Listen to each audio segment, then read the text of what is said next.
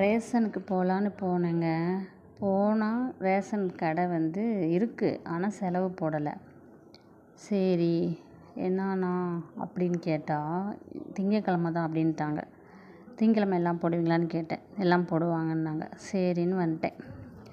ரொம்ப வெயில். இந்த வெயிலில் போயிட்டு ஒன்றும் இல்லாமல் வந்தாலே மனசு கஷ்டமாக இருக்குது. சரி திங்கக்கிழமை பார்த்துக்கலாம் அப்படின்னு சொல்லிட்டு வந்தாச்சு. வர வழியில் இந்த கரிசலாங்கண்ணி செடியை பார்த்தேன்.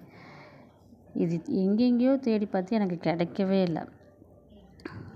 பார்த்துட்டு போயிட்டு ஒரு கொஞ்சம் 4-5 ஸ்டெப்பு எடுத்து நின்றுட்டேன். இதை விடக்கூடாது, பறிச்சுட்டு போயிடணும்னு சொல்லிட்டு திரும்ப ரிட்டன் இதை பறிச்சிட்டேன். இது எங்கே செடி வளரும், இந்த கரிசலாங்கண்ணி எங்கே வளரும்னா டிச்சி ஓரமாக தான் வளரும்.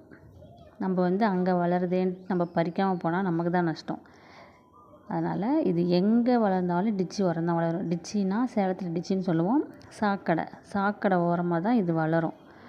அதனால் நம்ம எடுத்துகிட்டு லெஃப்ட் ஹேண்ட்லேயே நான் கிள்ளி எடுத்துகிட்டு வீட்டில் வச்சு இப்போ உங்களுக்கு நான் சொல்லிகிட்ருக்கேன். இதோட பெனிஃபிட் என்னன்னா, நல்ல முடி கருங்கருன்னு வளரும், கருங்கருன்னு இருக்கும், வளர்ச்சி அதிகப்படுத்தும், முடி கொட்டுறதும் நிற்கும், நல்லா இருக்கும். இதை நானும் என் ஃப்ரெண்டும் தேடி போய் பறிச்சுட்டு வருவோம். தேடி பறிச்சுட்டு அரைச்சி தலைக்கு தேய்ச்சி குளிப்போம். இதை வடவை மாதிரி தட்டி வீட்டுக்குள்ளேயே காய வச்சு 3 நாள் 4 நாள் ஃபேன் காற்றுலேயே காய வச்சு தலைக்கு தேங்காய் எண்ணெயில் சூடு பண்ணி போட்டு டெய்லியும் தேய்ச்சிக்கலாம்.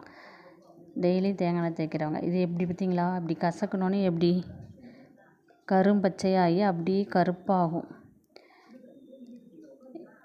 இது இந்த வடவை எண்ணெயில் போட்டோம்னாலும் அதே கலரில் ஆயிரும். நம்மளுக்கு நல்ல பெனிஃபிட்டு. நீங்களும் ட்ரை பண்ணி பாருங்கள். பிடிச்சிருந்தால் லைக் பண்ணுங்கள், ஷேர் பண்ணுங்கள், சப்ஸ்கிரைப் பண்ணுங்கள். பாய், தேங்க்யூ.